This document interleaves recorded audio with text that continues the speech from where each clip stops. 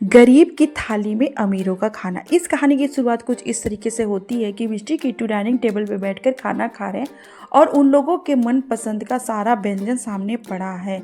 Pizza, burger, जीरा rice, pulao और मटर पनीर, कढ़ाई पनीर, कबाब रोल, फुल्की, चाट।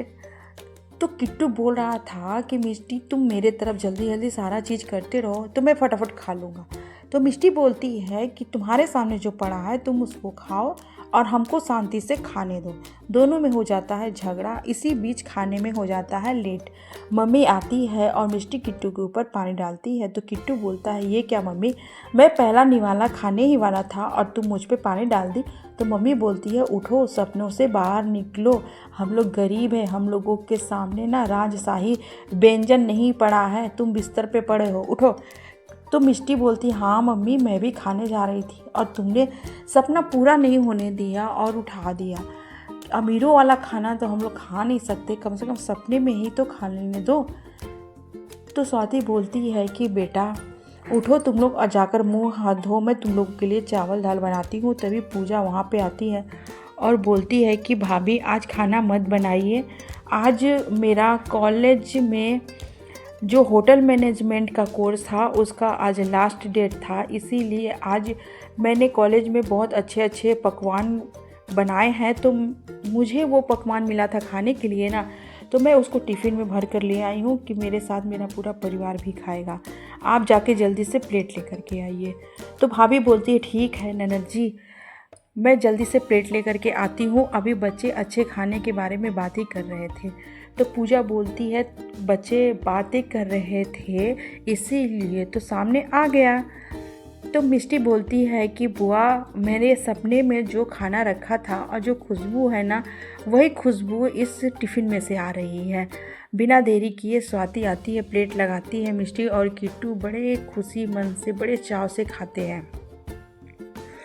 मिष्टी किट्टू खाते हैं और साथ में मम्मी जी, पापा जी, स्वाति और राहुल, पूजा, सभी लोग मिल कर के आज अमीरों वाला खाना खाने का मौका मिला, क्योंकि पूजा होटल मैनेजमेंट का कोर्स कर रही थी जिसमें आज उसका लास्ट दिन था, बनाकर प्रेजेंट करना था।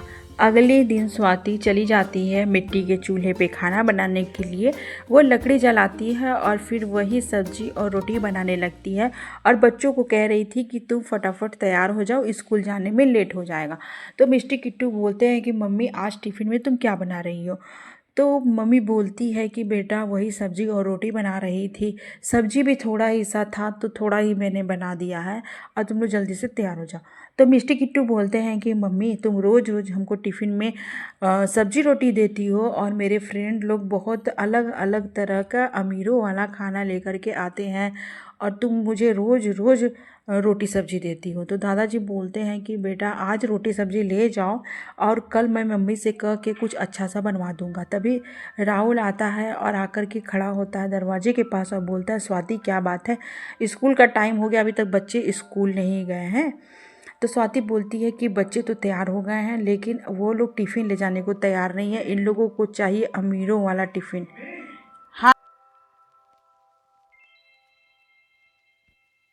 इन लोग को चाहिए अमीरों वाला टिफ़िन और वो ये गरीब का ना रोटी सब्जी लेकर नहीं जाना चाहते हैं। तो राहुल बोलता है, कोई बात नहीं है स्वाति, तो तुम इतना गुस्सा क्यों कर रही हो, बच्चों को प्यार से भी तो समझा सकती हो, जब देखो तब बच्चों पे बरसते रहती हो। स्वाति गुस्से में आती है और बच्चों को बोलते है, ये पकड़ो टिफ़िन, जब खाना होगा तो खा लेना, नहीं खाना होगा तो मत खाना, लेकिन मेरा सिर मत खाओ। एक तो तुम्हारे पापा कमाते हैं कम, पैसा है कम, और मैं कहाँ से लेकर के आऊँ तुमको अमीरों वाला वो खाना जो तुमको खाना है। इतनी गरीबी में तो 2 टाइम का खाना भी मिल रहा ना, वो भी बहुत मुश्किल से। तुम लोग को तो समझ में कुछ आता नहीं है। स्वाति बहुत तेज़ से बच्चों को डांटती है तो बच्चे डर के मारे टिफ़िन लेकर के स्कूल चले जाते हैं। तो राहुल बोलता है कि स्वाति तुम बच्चों को क्यों डांट रही हो, आज हम लोग का वक्त ख़राब है, कल सही हो जाएगा, तो ऐसे बच्चों को थोड़ा समझा दिया करो।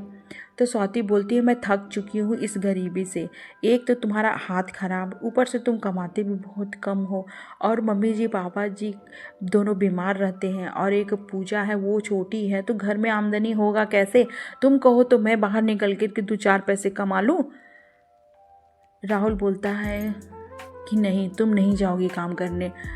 बच्चे चले जाते हैं स्कूल और जब लंच ब्रेक होता है तो मिष्टी और किट्टू एक साइड बैठ के खा रहे थे, क्योंकि उस स्कूल में बहुत अमीर अमीर बच्चे थे जो साथ में उन लोगों को लंच नहीं कराते थे, क्योंकि उन लोग अच्छा अच्छा खाना लेकर के आते थे, पिज़्ज़ा, बर्गर, आइसक्रीम वगैरह लेकर के आते थे। तो वो मिष्टी किट्टू से ना छुपा कर खाते थे। आज तो राज लेकर के आया था कढ़ाई पनीर और नान रोटी। जब देखता है किट्टू तो बोलता है कि राज, मुझे भी थोड़ा सा दे दो ना अपने टिफ़िन में से खाने के लिए। तो राज बोलता है कि चल भाग यहाँ से, तुम लोग गरीब हो और अपना गरीब वाला ही खाना खाओ और मेरे अमीर वाले खाने में ना नज़र मत लगाओ, तुम चले जाओ यहाँ से, मैं तुम्हें बिल्कुल भी नहीं दूंगा। मिष्टी बोलती है कि किट्टू, क्यों मांग रहे हो इन लोगों से, ये लोग तुम्हें कुछ नहीं देंगे और हम लोगों के पास जो टिफ़िन है वही हम लोग खा लेते हैं ना, अमीरों का टिफ़िन देख कर के क्यों ललचना। लेकिन किट्टू को कहाँ समझ में आने वाला था, वो टिफ़िन नहीं करता है और गुस्से में टिफ़िन बंद करके घर आने लगता है। जब वो घर आता है तो मम्मी पूछती है, बेटा तुमने टिफ़िन क्यों नहीं खाया। तो मिष्टी बताती है सारा बात कि मम्मी, स्कूल में ऐसे ऐसे हुआ था, वो अमीर बच्चों का टिफ़िन खाना चाहता था लेकिन वो लोग दिए नहीं, इसीलिए वो गुस्सा गया है। तो किट्टू बोलता है, बस करो मिष्टी, ज़्यादा चुगली करने की ज़रूरत नहीं है। और मम्मी, जब तुम अच्छा खाना मुझे बना के दोगी तभी मैं खाना खाऊंगा, वरना मैं खाना नहीं खाऊंगा। किट्टू अपना बैग फेंकता है और गुस्से में अंधेरे कमरे में चला जाता है और मिष्टी भी चली जाती है। दोनों बच्चे बिना खाए सो जाते हैं। तभी वहाँ पूजा आती है तो पूजा पूछती है कि भाभी क्या हुआ है, बच्चे गुस्सा क्यों कर रहे हैं। तो भाभी बताती है, क्या बताऊँ ननद जी, इन लोगों को अच्छा कुछ खाना है और आज तो घर की परिस्थिति जान ही रही है। तो पूजा बोलती है कि भाभी बस इतनी सी बात, 10 रुपया है तो मुझे दीजिए। पूजा 10 रुपये अपनी भाभी से लेती है और मार्केट जाती है और जा कर के सॉस लेकर के आती है 2-3 तरीके का, और रात का बचा हुआ रोटी था उसको तावे पे घी लगा के डालती है और कुछ वेजिटेबल थे, प्याज, टमाटर, शिमला मिर्च, उसको छोटा छोटा काट कर रोटी के ऊपर फैला देती है और फिर सॉस लगाती है, चिली सॉस, टमाटो सॉस लगाकर अच्छे से थोड़ा सा उस पर मसाला ऐड करती है। चिली फ्लिक्स, ऑरिगेनो घर में ही था, जो कुछ भी था वो सारे चीज़ घर का ही यूज करके वो पिज़्ज़ा बना देती है। जब वो बना रही थी तो उसमें से अच्छी सी खुशबू आने लगी है, तो किट्टू खुशबू सूंघ के उड़ जाता है। तब तक पूजा बना करके देती है बच्चों को कि उठो बच्चों, देखो मैं तुम्हारे लिए क्या बनाई हूँ, बुआ क्या बनाई है तुम लोगों के लिए। तो मिष्टी और किट्टू फट से उठ के बैठ जाते हैं। बुआ बहुत अच्छी खुशबू आ रही है, क्या बनाई हो तुम। तो पूजा बोलती है, ये लो खाओ पिज़्ज़ा। बच्चे फटाफट पिज़्ज़ा का पीस उठा करके खाने लगते हैं। तो किट्टू बोलता है कि बुआ, पिज़्ज़ा तो खाने में बहुत टेस्टी है लेकिन ये खिंच नहीं रहा है। तो स्वाति बोलती है कि बेटा, जब जो वो खींचता है ना वो चीज़ बहुत महंगा मिलता है और वो ना अमीर लोग ही खाते हैं।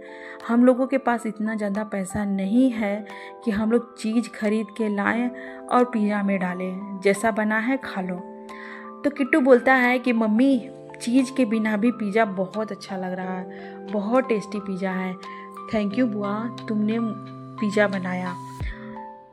स्वाति बोलती है कि ननद जी, आपका बहुत बहुत धन्यवाद, आपने थोड़ा सा दिमाग लगाया तो बच्चे खा लिए, वरना बच्चे भूखे ही रह जाते। आज स्कूल में टिफ़िन भी नहीं किए थे दोनों।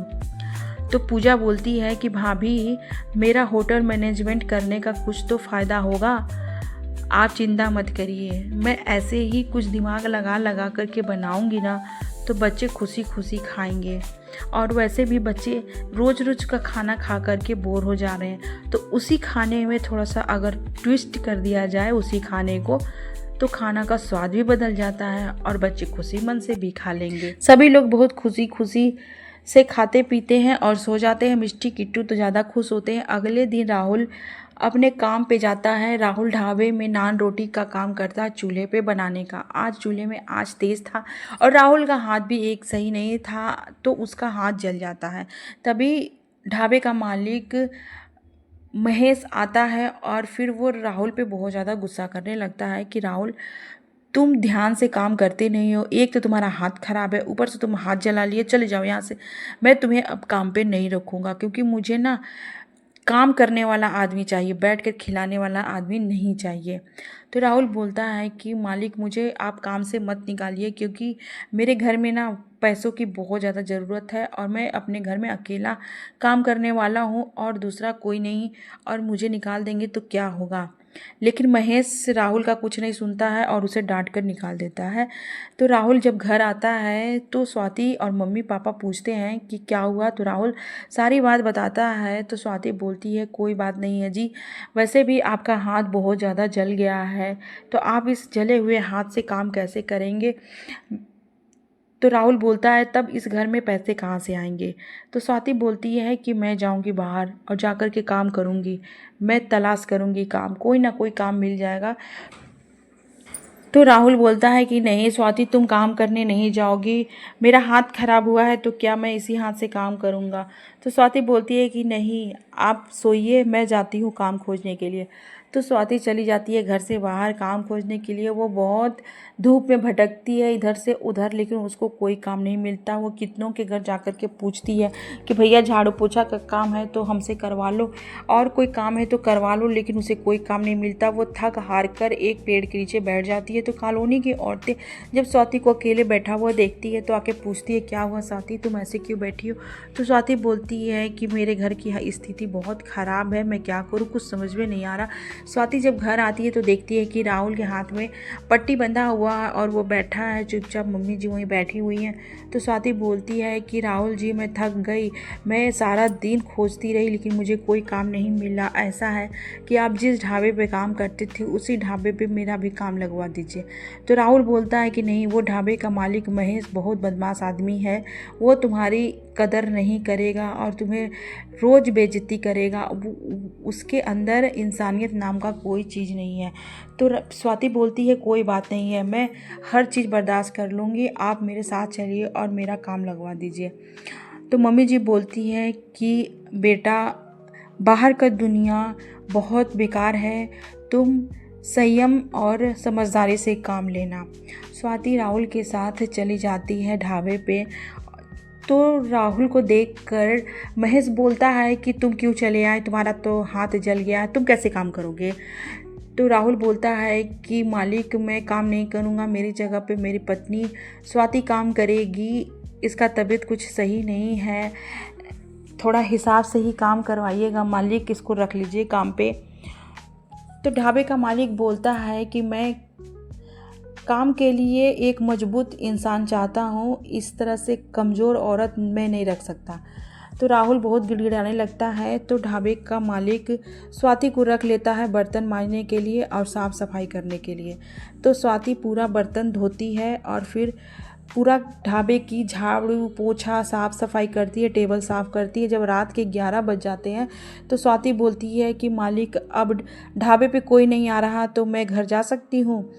तो महेश बोलता है, हाँ हाँ घर जाओ तुम, ढाबा अब बंद करने का टाइम हो गया है। तो स्वाति बोलती है कि मालिक, थोड़ा सा कढ़ाई पनीर बचा हुआ है और लच्छा पराठा, तो क्या मैं इसको लेके जा सकती हूँ। तो मालिक बोलता है कि तुमको पहले ही दिन में खाना चाहिए लेकर घर जाने के लिए, नहीं लेके जाना है। तो स्वाति बोलती है कि मालिक, आप तो कल फेंक ही देंगे, ख़राब हो जाएगा। तो मालिक बोलता है महेश कि हाँ हाँ ठीक है, जाओ ले जाओ। स्वाति 11 बजे रात को कढ़ाई पनीर और लच्छा पराठा लेकर के आती है घर। पूरा का पूरा परिवार बैठकर स्वाति का इंतज़ार कर रहा था। जैसे ही स्वाति घर के अंदर आती है तो अच्छी सी खुशबू आती है। तो मिष्टी और किट्टू खुश हो जाते हैं और बोलते हैं, मम्मी कुछ लाई हो क्या, बहुत अच्छी खुशबू आ रही है। तो स्वाति बोलती है कि हाँ, मैं पूरे परिवार के लिए खाना लेकर के आई हूँ, पूजा जी आप जाकर के प्लेट लेकर के आइए। तो पूजा जाती है, फट से प्लेट लेकर के आती है। तो स्वाति सभी के सामने लच्छा पराठा और कढ़ाई पनीर लगा देती है और बोलती है कि आज ढाबे में जब दुकान बंद हो रहा था तो ये खाना बच गया था तो मैं मांग कर ले आई हूँ। तो राहुल बोलता है कि महेश, इतना खड़ूस आदमी तुमको लाने दिया ये सारा सामान। तो स्वाति बोलती है कि हाँ मैं जब पूजा कढ़ाई पनीर खाती है तो बोलती है कि भाभी इस कढ़ाई पनीर में थोड़ी सी कमी है, अगर इसमें काजू का पेस्ट और दालचीनी पाउडर डाल दिया जाए तो ये और भी ज़्यादा टेस्टी होगा। तो स्वाति समझ जाती है कि कल मैं यही चमत्कार दिखाऊंगी ढाबे में।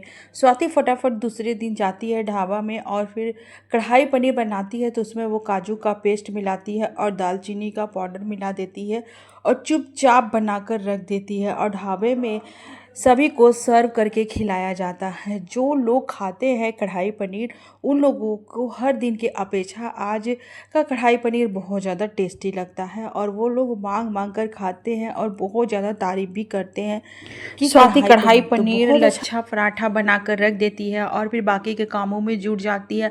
कस्टमर मांग मांग कर कढ़ाई पनीर और लच्छा पराठा खाते हैं। जो भी उस दुकान पे आता है वो कढ़ाई पनीर का ही ऑर्डर करता है, क्योंकि एक दूसरे में ये बात फैल जाता है कि इस ढाबे का कढ़ाई पनीर बहुत ज़्यादा टेस्टी है, एक बार तो ट्राई करना बनता है।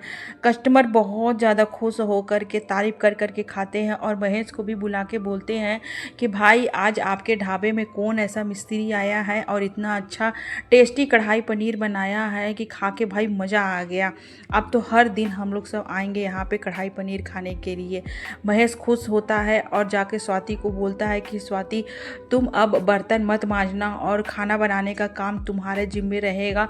आज तुम्हारे हाथ का बना हुआ कढ़ाई पनीर सभी को बहुत पसंद आया है और मैं तुम्हें इनाम भी देना चाहता हूँ और मैं कुछ पैसे भी तुम्हें दूंगा। तो वो महेश कुछ पैसे स्वाति को देता है और बोलता है कि अब साफ़ सफाई और बर्तन मांजने का काम तुम मत करना, तुम खाना बनाने का काम करना और तुम कैटरिंग का काम देखना। तुम केवल किचन में खाना बनाना, जो भी तुमको आता है वो बनाना, क्योंकि तुम्हारे हाथ में जादू है जादू। आज तुमने जो कढ़ाई पनीर बनाया है तो सभी लोग कस्टमर बहुत खुश होकर के खा रहे हैं और कितना लोग तो बोल रहे हैं कि अब मैं हर दिन यहाँ पे आऊँगा खाना खाने के लिए। स्वाति पैसा लेती है और फिर घर जाने लगती है। तो रास्ते में आइसक्रीम का स्टॉल दिखता है तो वो आइसक्रीम खरीद कर घर लाती है। तो मिष्टी और किट्टू सो जाते हैं, उन लोग को जगाती है और आइसक्रीम देती है खाने के लिए। तो मिष्टी और किट्टू आइसक्रीम देखकर बहुत खुश होते हैं। वो सोचते हैं कि आज मम्मी ने अमीरों वाला आइसक्रीम ला कर के दिया। ये आइसक्रीम तो मैंने पहले कभी नहीं खाया था, लेकिन मम्मी काम पे जाने लगी तो मुझे ये आइसक्रीम खाने का मौका मिला। तो राहुल बोलता है कि क्या बात है स्वाति, आज तुम्हें पैसे मिल गए हैं क्या जो तुम आइसक्रीम लेकर के आई हो। तो स्वाति बोलती है कि हाँ, आज मैंने कढ़ाई पनीर बनाया था ननद जी के रेसिपी के अनुसार, तो वो बहुत अच्छा बना था, तो इसीलिए मालिक खुश होकर मुझे कुछ पैसे दिए हैं, इसीलिए मैं आज सभी के लिए आइसक्रीम लेकर के आई हूँ। पूरा परिवार बैठकर रात को 11 बजे आइसक्रीम खाता है और स्वाति को मन ही मन में बहुत अच्छा लगता है कि चलो भाई मैं घर से बाहर निकली काम करने के लिए। और ननद जी का होटल मैनेजमेंट का जो आइडिया था वो बहुत अच्छा था। आज उन्हीं के कहने पे आज मालिक खुश हुआ और मुझे ये कुछ पैसे दिए हैं। अगले दिन स्वाति काम पे जाती है और फिर बनाती है खाना। मंचूरियन, दाल मखनी, नान, रोटी और लच्छा पराठा बनाती है। जब कस्टमर आते हैं और खाते हैं, आज कैटरिंग का मालिक रतन आया था और वो जब खाता है खाना तो बहुत ज़्यादा खुश हो जाता है और वो खुशी के मारे चम्मच वहीं पे फेंक देता है और महेश को आवाज़ लगा के बुलाता है कि महेश ये सब क्या है। तो महेश बोलता है कि अरे भाई रतन भाई, क्या बात है, आप इस तरह से नाराज़ क्यों हो गए। तो रतन बोलता है कि अरे तुमने अपने ढाबा में कोई नया मिस्त्री रख लिया है क्या खाना बनाने के लिए, कितना टेस्टी खाना बना है। तो महेश बहुत खुश हो जाता है और वो बोलता है कि नहीं, मैंने कोई खाना बनाने वाला नहीं रखा है, एक लड़की को रखा था जो बर्तन झाड़ू करती है, तो वो कभी कभी खाना भी बना लेती है। तो रतन कैटरिंग का मालिक बोलता है कि उस लड़की को बुला के लाओ मेरे सामने, मैं उससे कुछ बात करना चाहता हूँ। तो महेश बिना देरी किए जाता है और स्वाति को बोलता है स्वाति चलो तुम्हें रतन बुला रहा है तो वो स्वाति को लेकर के आता है। तो रतन बोलता है कि मैं बहुत बड़ा कैटरिंग चलाता हूँ, तो मैं चाहता हूँ कि तुम मेरे कैटरिंग में आके काम करो क्योंकि तुम्हारे हाथों में जादू है। तो महेश का मुंह लटक जाता है कि आज स्वाति के वजह से मेरा ढाबा चल पड़ा है। और फिर उसके बाद ये रतन भी स्वाति को लेके जाना चाहते हैं। तो रतन बोलता है कि तुमने आज कौन सा ट्रिक लगा करके खाना बनाया था, आज खाना तो बहुत ज़्यादा टेस्टी बना है। तो स्वाति बिना देरी किए बताती है कि मेरी ननद है जो होटल मैनेजमेंट का कोर्स की है, तो वो मुझे सारी चीज़ें बताती है, जो थोड़े बहुत कमी रहता है तो वो बताती है। तो मैंने उसी के कहे अनुसार इस तरह से बनाया तो ये खाना इतना ज़्यादा टेस्टी बना। तो रतन बोलता है कि तुमको मैं काम दूंगा और मैं तुम्हारी ननद को भी काम दूंगा क्योंकि उसने वो होटल मैनेजमेंट का काम किया है। स्वाति बहुत खुश हो जाती है, वो घर आकर के सारी बात बताती है। तो अगले दिन स्वाति और पूजा दोनों लोग जाते हैं ढाबे पे। तो रतन के यहाँ काम करना उन लोगों को ज़्यादा अच्छा लगता है क्योंकि रतन काम करने के लिए ज़्यादा पैसे देता है। स्वाति आखिरी बार महेश के पास जाती है और बोलती है कि मैं आपका काम छोड़ दूंगी और मैं रतन के यहाँ काम करूंगी। तो महेश बोलता है कि तुम अगर चली जाओगी तो मेरा ढाबा बंद हो जाएगा और मैंने तुम्हारे गरीबी में मैंने तुम्हारा साथ दिया और तुम इस तरह से मुझे छोड़ के नहीं जा सकती हो। तो स्वाति बोलती है कि ठीक है, आपने मेरे दुख मुसीबत में मेरा साथ दिया था, जब मुझे काम की ज़रूरत थी तो आपने मुझे काम दिया था, इसीलिए मैं आपका ढाबा छोड़कर नहीं जाऊंगी। तो पूजा बोलती है ऐसी कोई बात नहीं है भाभी, अगर मुझे अच्छा काम मिलेगा, ज़्यादा पैसे मिलेंगे तो हम लोग वहीं जाके काम करेंगे। तो स्वाति बोलती है कि नहीं, मैं महेश का ही काम करूंगी। तो महेश बोलता है कि मुझे एक ऑर्डर मिला है, उस ऑर्डर का तुम काम कर दो, उसके बाद तुमको जहाँ मन तहाँ तुम चली जाना। तो स्वाति बोलती है ठीक है, मैं आपके ऑर्डर का काम कर दूंगी। तो स्वाति और पूजा दोनों लोग मिलकर रात दिन एक करके ऑर्डर का काम फिनिश करते हैं और ऑर्डर का खाना बहुत ज़्यादा टेस्टी बना था, जिसकी वजह से महेश को कुछ पैसे ज़्यादा ही मिलते हैं। जब पार्टी ख़त्म हो जाती है तो स्वाति जाती है और महेश से कुछ पैसे मांगती है। तो महेश सीधा इनकार कर देता है कि मैं तुम्हें पैसे नहीं दूंगा, जितना पे मैंने तुम्हें तय किया था मैं बस उतना ही पैसे दूंगा। तो स्वाति बोलती है कि ऐसे बात आप क्यों कर रहे हैं मालिक, आपने तो बोला था कि मुझे ज़्यादा पैसे मिलेंगे तो मैं तुम्हें बढ़ाकर कुछ ज़्यादा ही पैसे दूंगा, लेकिन आप पैसे कम क्यों दे रहे हैं। बस महेश को इस बात पे गुस्सा लगता है और वो बिना पैसे दिए स्वाति और पूजा को धक्के मार के वहाँ से निकाल देता है। स्वाति रोते हुए घर आती है। तो उस घर आते ही राहुल पूछता है क्या हुआ स्वाति, तुम रो क्यों रही हो। तो स्वाति सारा बात बताती है कि महेश ने बहुत बड़ा धोखा किया है, वो मुझसे कैटरिंग का पूरा काम करवाया लेकिन 1 रुपया भी नहीं दिया। तो राहुल बोलता है कि वो नीच है, वो आदमी भरोसे के लायक ही नहीं है, तुम उसका काम छोड़ दो और छोटा मोटा हम लोग खुद ही अपना कैटरिंग चालू कर देंगे, जो है जैसे है वैसे ही चालू कर देंगे। तभी कॉलोनी की कुछ औरतें आती है और हाथ में कुछ पैसे लेकर के आती है और बोलती है कि स्वाति ये मेरे पास कुछ पैसे हैं, तुम इस पैसे से अपना कैटरिंग खोलो।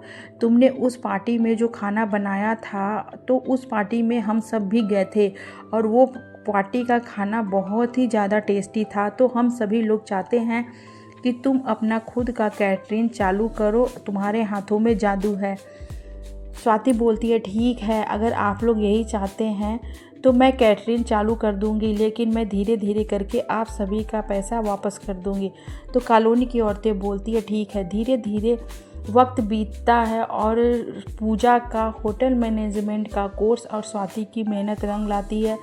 उन लोगों का कारोबार धीरे धीरे बढ़ने लगता है और ऑर्डर पे ऑर्डर, शादी का, पार्टी का ऑर्डर आता है और पूरे एरिया में वो लोग का कैटरिंग फेमस हो जाता है और उन लोगों का दिन भी बदल जाता है। जहाँ टूटा फूटा एक झोपड़ी था, अच्छा सा मकान बन जाता है, बच्चे भी अच्छे महंगे स्कूल में स्वाति अपनी मेहनत से कैटरिंग को बहुत ही ज़्यादा आगे बढ़ाती है और पूजा अपने होटल मैनेजमेंट का कोर्स का जो भी वो कोर्स में की है वो सारा एफ़र्ट लगा देती है, और जिसकी वजह से उन लोगों का कैटरिंग बहुत ही ज़्यादा ऊपर हाई लेवल का हो जाता है। धीरे धीरे उन लोगों का वक्त बदल जाता है, और उधर महेश के ढाबे में धीरे धीरे करके वो कस्टमर कम आने लगते हैं, क्योंकि उन लोगों के ढाबे का स्वाद ही चेंज हो गया था। जो स्वाद था स्वाति के हाथों का, वो अब स्वाद ख़त्म हो गया था। जो भी कस्टमर आ रहा था तो वो स्वाति के हाथ का ही खाना ऑर्डर करता, लेकिन वैसा टेस्ट न मिलने के कारण धीरे धीरे